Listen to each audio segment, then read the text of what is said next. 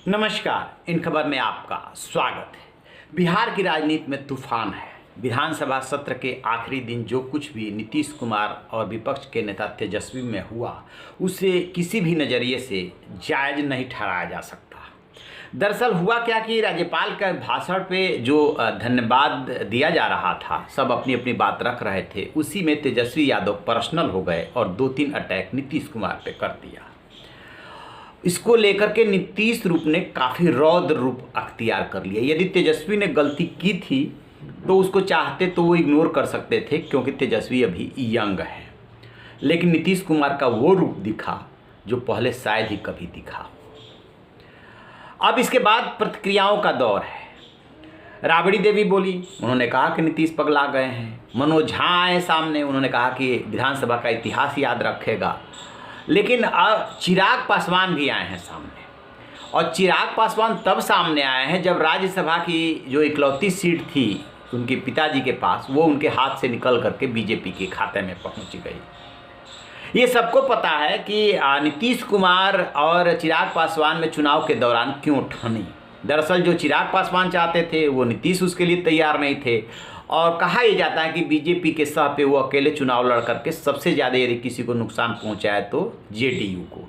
ऐसे में भला बीजेपी जेडीयू से कैसे कहती एलजेपी उम्मीदवार को वोट देने के लिए, लिहाजा उसने सुशील कुमार मोदी को राज्यसभा के लिए उतार दिया, फाइनल कर दिया। चिराग पासवान क्या सोच रहे हैं? कहा यह जा रहा है कि चिराग पासवान अपनी माँ रीना पासवान के लिए चाहते थे कि ये सीट उनके पास चली जाए, शेष कार्यकाल के लिए उनकी माँ रीना पासवान चुनी जाए। बीजेपी के लिए तो वो कुछ नहीं बोल रहे हैं, लेकिन कल के घटनाक्रम पे क्या बोले, जरा सुनिए उनको। पर्सनल अटैक मैं कभी भी मैं इसका पक्षधर नहीं रहा हूँ, और हमेशा मैंने इस बात को कहा है कि आप नीतिगत आप आरोप लगाएं, पर जब आप व्यक्तिगत टिप्पणी करते हैं, और जिस आक्रोश में वहाँ पर संवाद हुए, दोनों तरफ से ही हुए, मैं किसी एक तरफ को मैं दोषी नहीं मानूंगा, दोनों तरफ से ही जिस तरीके से संवाद हुए, आप नीतियों का विरोध कीजिए, आप अपनी बातों को शब्दों की मर्यादा में रखते हुए भी आप अपनी बातों को रख सकते हैं। बट जिस तरीके से दोनों तरफ से, सत्ता पक्ष हो या विपक्ष हो, दोनों की तरफ से जिस तरीके से मर्यादा को लांघते हुए अपनी बातों को कहा गया, आक्रोश इतना ज़्यादा था, मुझे लगता है ये उचित नहीं है। इसको बेहतर माहौल में भी इस चर्चा को रखा जा सकता था।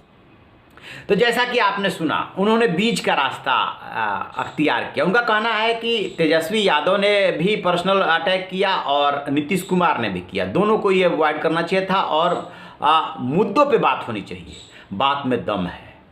तेजस्वी पता नहीं कल कैसे गलती कर गए, अदरवाइज पूरे चुनाव में उन्होंने मुद्दों पे बात की थी। पर्सनल अटैक भी होते थे लेकिन हल्का फुल्का।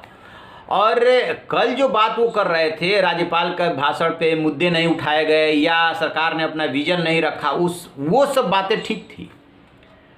लेकिन गड़ा मुर्दा उखाड़ना, और उस पर भी जबकि न्यायालय जो है क्लीन चिट दे चुका है, और फिर वो बेटा बेटियों को लेकर के बात चुनाव प्रचार के दौरान, होता क्या है चुनाव प्रचार के दौरान जब नेता बोलते हैं तो कई बार अतिरेक कर जाते हैं। नीतीश कुमार ने ये कोई अच्छी बात नहीं बोली थी, बहुत साफ सी बात है। उस दौरान जो भी उन्होंने कहा कि लोग 7-8 8 बच्चे पैदा करते हैं बेटे की चाह में, वगैरह वगैरह, बहुत अच्छी बात नहीं थी। हालांकि उन्होंने बाद में सफाई दी कि हमने जो है किसी व्यक्ति विशेष के लिए नहीं कहा था, कि ये तो प्रजनन क्षमता को लेकर के और दर को लेकर के बात बोली थी। उसी क्रम में मैं बहुत लाइट मूड में इस बात को बोला था। तो वो सब चीज़ों को तेजस्वी यादव रखे हुए थे, अंदर का गुबार था, उन्होंने बोला, और उसका नतीजा ये हुआ कि नीतीश कुमार बहुत ज़्यादा गर्म हो गए, और उन्होंने फिर जो कुछ भी कहा उसे संसदीय मर्यादा और भाषा लिहाज के हिसाब से उचित नहीं ठहराया जा सकता। वही चिराग पासवान भी कह रहे हैं कि नहीं, दोनों में से किसी को ऐसा नहीं करना चाहिए था। राजनीति अपनी जगह पे है, सत्ता आती है जाती है। तेजस्वी यादव को भी धैर्य एवं संयम रखना चाहिए, आज नहीं तो कल बारी आपकी भी आएगी।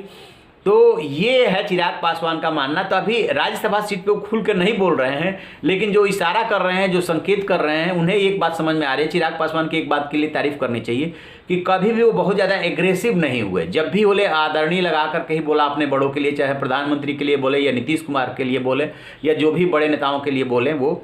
और तेजस्वी को उनसे इस मामले में सीखना चाहिए कि कैसे संयमित रहें, वार कीजिए लेकिन निजी वार नहीं होना चाहिए।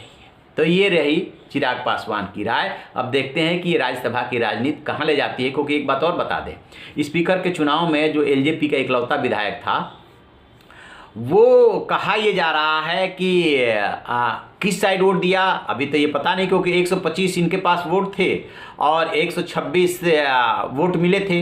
तो वो निर्दलीय ने, सुमित सिंह ने वोट दिया वो, क्योंकि वो नीतीश कुमार के साथ हो गए थे, या एलजेपी के वोट गया, कहना बड़ा मुश्किल है। लेकिन इनको अब फूंक फूंक के कदम रखना पड़ रहा है चिराग पासवान को। तो आप रहिए ना बेखबर, देखते रहिए इन खबर। Thank you. इन खबर चैनल को सब्सक्राइब करें।